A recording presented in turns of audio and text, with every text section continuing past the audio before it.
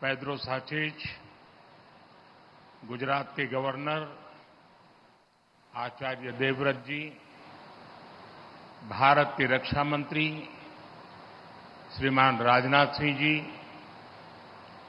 विदेश मंत्री श्रीमान एस जयशंकर जी, यहां के लोकप्रिय मुख्यमंत्री श्रीमान भूपेंद्र भाई पटेल, स्पेन और राज्य सरकार के मंत्रीगण, एयरबस और टाटा टीम के सभी साथी, देवी और सज्जनों, नमस्कार। बुएनोस दियास।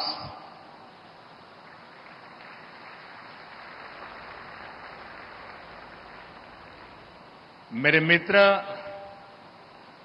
पेड्रो साnchez जी के उनकी पहली भारत की यात्रा है। आज से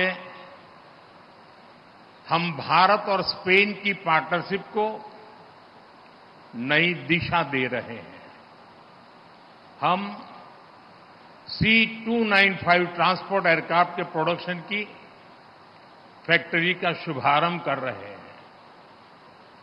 ये फैक्ट्री भारत स्पेन संबंधों को मजबूती देने के साथ ही make in India, make for the world इस मिशन को भी सशक्त करने वाली है।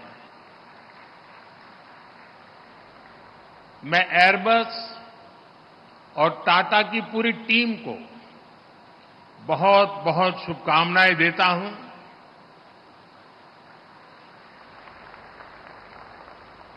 कुछ समय पहले ही हमने देश के महान सपूत रतन टाटा जी को खोया है।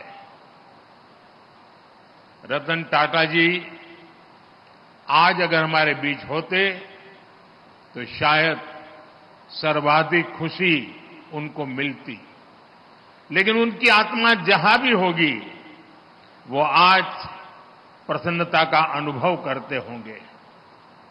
साथियों, C295 एयरक्राफ्ट की फैक्ट्री नए भारत के नए वर्क कल्चर की उसको भी रिफ्लेक्ट करती है।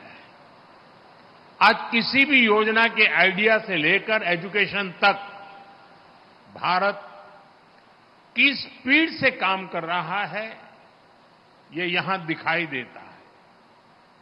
2 साल पहले अक्टूबर में ही महीने में इस फैक्ट्री का निर्माण शुरू हुआ।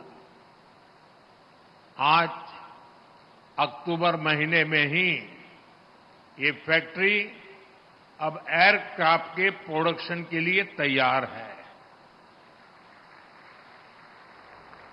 मेरा हमेशा से ये फोकस रहा है कि प्लानिंग और एग्जीक्यूशन में अनावश्यक देरी न हो। जब मैं गुजरात का सीएम था तब यहीं बड़ोदरा में ही बॉम्बार्डियर ट्रेन कोच बनाने के लिए फैक्ट्री लगाने का फैसला हुआ था। इस फैक्ट्री को भी रिकॉर्ड समय के भीतर ही प्रोडक्शन के लिए तैयार किया गया था। आज इस फैक्ट्री में बने मेट्रो कोच हम दूसरे देशों को भी एक्सपोर्ट कर रहे हैं। मुझे पूरा विश्वास है कि भविष्य में इस एयरक्राफ्ट फैक्ट्री में बने विमान दूसरे देशों को भी एक्सपोर्ट किए जाएंगे। फ्रेंड्स, प्रसिद्ध स्पेनिश कवि अंतोनियो मचादो ने लिखा था, traveller there is no path, the path is made by walking. इसका भाव यही है कि लक्ष्य तक पहुंचने के लिए जैसे ही हम पहला कदम उठाते हैं, रास्ते अपने आप बनते चले जाते हैं। आज आप देखिए, भारत में डिफेंस मैन्युफैक्चरिंग इकोसिस्टम नई ऊंचाइयां छू रहा है। 10 साल पहले अगर हमने ठोस कदम नहीं उठाए होते तो आज इस मंजिल पर पहुंचना असंभव ही था। तब तो कोई ये कल्पना भी नहीं कर पाता था कि भारत में इतने बड़े पैमाने पर डिफेंस मैन्युफैक्चरिंग हो सकती है। उस समय की प्रायोरिटी और पहचान दोनों इंपोर्ट की ही थी, लेकिन हमने नए रास्ते पर चलना तय किया, अपने लिए नए लक्ष्य तय किए और आज इसका नतीजा हम सबकी आंखों के सामने है। साथियों, किसी भी पॉसिबिलिटी को प्रॉस्पेरिटी में बदलने के लिए राइट प्लान और राइट पार्टनरशिप जरूरी है। भारत का डिफेंस सेक्टर का कायाकल्प राइट प्लान और राइट पार्टनरशिप का उदाहरण है। बीते दशक में देश ने ऐसे अनेक फैसले लिए जिससे भारत में एक वाइब्रेंट डिफेंस इंडस्ट्री का विकास हुआ। हमने डिफेंस मैन्युफैक्चरिंग में प्राइवेट सेक्टर की भागीदारी को विस्तार दिया, पब्लिक सेक्टर को एफिशिएंट बनाया, ऑर्डिनेंस फैक्ट्रीज को 7 बड़ी कंपनियों में बदला, डीआरडीओ और एचएएल को सशक्त किया, यूपी और तमिलनाडु में 2 बड़े डिफेंस कॉरिडोर बनाए। ऐसे अनेक निर्णयों ने डिफेंस सेक्टर को नई ऊर्जा से भर दिया। आईडेक्स यानी इनोवेशन फॉर डिफेंस एक्सेलेंस जैसी स्कीमों ने स्टार्टअप्स को गति दी। बीते 5-6 सालों में ही भारत में करीब 1000 नए डिफेंस स्टार्टअप बने हैं। बीते 10 वर्षों में भारत का डिफेंस एक्सपोर्ट 30 गुना बढ़ा है। आज हम दुनिया के 100 से अधिक देशों को डिफेंस इक्विपमेंट एक्सपोर्ट कर रहे हैं। साथियों, आज हम भारत में स्किल्स और जॉब क्रिएशन पर बहुत अधिक फोकस कर रहे हैं। एयरबस और टाटा की इस फैक्ट्री से भी भारत में हजारों रोजगार का निर्माण होगा। इस प्रोजेक्ट के कारण एयरक्राफ्ट के 18,000 पार्ट्स की इंडिजीनियस मैन्युफैक्चरिंग होने जा रही है। देश के किसी हिस्से से एक पार्ट मैन्युफैक्चर होगा तो देश के किसी दूसरे हिस्से में दूसरा पार्ट मैन्युफैक्चर होगा। और ये पार्ट बनाएगा कौन? हमारे माइक्रो और स्मॉल इंडस्ट्रीज ये काम करने वाले हैं। हमारे एमएसएमईज इस काम का नेतृत्व करेंगे। हम आज भी दुनिया की बड़ी एयरक्राफ्ट कंपनियों के लिए पार्ट्स के बड़े सप्लायर में से एक है। इस नई एयरक्राफ्ट फैक्ट्री से भारत में नई स्किल्स को, नए उद्योगों को बहुत बल मिलेगा। साथियों, आज के इस कार्यक्रम को मैं ट्रांसपोर्ट एयरक्राफ्ट की मैन्युफैक्चरिंग से आगे बढ़कर के देख रहा हूं। आप सभी ने पिछले 1 दशक में भारत के एविएशन सेक्टर की अनप्रेसिडेंटेड ग्रोथ और ट्रांसफॉर्मेशन को देखा है। हम देश के सैकड़ों छोटे शहरों तक एयर कनेक्टिविटी पहुंचा रहे हैं। हम पहले से ही भारत को एविएशन और एमआरओ डोमेन का हब बनाने के लिए काम कर रहे हैं। ये इकोसिस्टम भविष्य में made in India civil aircraft का रास्ता भी बनाएगा। आप जानते हैं कि अलग अलग भारतीय एयरलाइंस ने 1200 नए एयरक्राफ्ट खरीदने का ऑर्डर किया है दुनिया को। अब शायद दुनिया की कंपनी किसी और देश का ऑर्डर ही नहीं ले पाएगी। यानी भविष्य में भारत और दुनिया की जरूरतों को पूरा करने के लिए सिविल एयरक्राफ्ट की डिजाइन से लेकर मैन्युफैक्चरिंग तक इस फैक्ट्री की बड़ी भूमिका होने वाली है।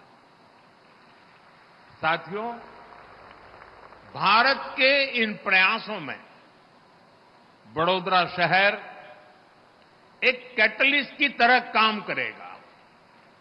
ये शहर पहले से ही एमएसएमईज का स्ट्रांग सेंटर है।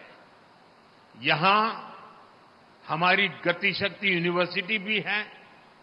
ये यूनिवर्सिटी हमारे अलग अलग सेक्टर के लिए प्रोफेशनल तैयार कर रही है। वडोदरा में pharma sector, engineering and heavy machinery, chemicals and pharmaceuticals, power and energy equipment, ऐसे अनेक सेक्टर से जुड़ी अनेकों कंपनियां वडोदरा में है। अब ये पूरा क्षेत्र भारत में एविएशन मैन्युफैक्चरिंग का भी बड़ा हब बनने जा रहा है। और इसके लिए मैं आज गुजरात सरकार को, यहां के मुख्यमंत्री श्रीमान भूपेंद्र भाई को और उनकी पूरी टीम को उनकी आधुनिक औद्योगिक नीतियों के लिए, निर्णयों के लिए बहुत बहुत बधाई देता हूं, उनकी सराहना करता हूं। साथियों, वडोदरा में एक और खास बात है। ये भारत का एक महत्वपूर्ण कल्चरल सिटी भी है। ये हमारी सांस्कृतिक नगरी है। इसलिए आज स्पेन के आप सभी साथियों का यहां वेलकम करने में मुझे विशेष खुशी हुई है। भारत और स्पेन के बीच कल्चरल कनेक्ट का अपना महत्व है। मुझे याद है, फादर कार्लोस वेले स्पेन से आकर यहीं गुजरात में बस गए थे। उन्होंने अपने जीवन के 50 वर्ष यहीं बिताए। अपने विचारों और लेखन से हमारी संस्कृति को समृद्ध किया। मुझे उनको कई बार मिलने का सौभाग्य भी मिला। उनके महान योगदान के लिए हमने उनको पद्मश्री से सम्मानित भी किया। अब मैं इतना कह रहा हूं, तब तक किसी के गले नहीं उतरेगा, लेकिन हम लोग गुजरात में उनको फादर वालेस कहते थे और वो गुजराती में लिखते थे। अनेक गुजराती साहित्य की उनकी किताबें समृद्ध हमारा सांस्कृतिक विरासत है।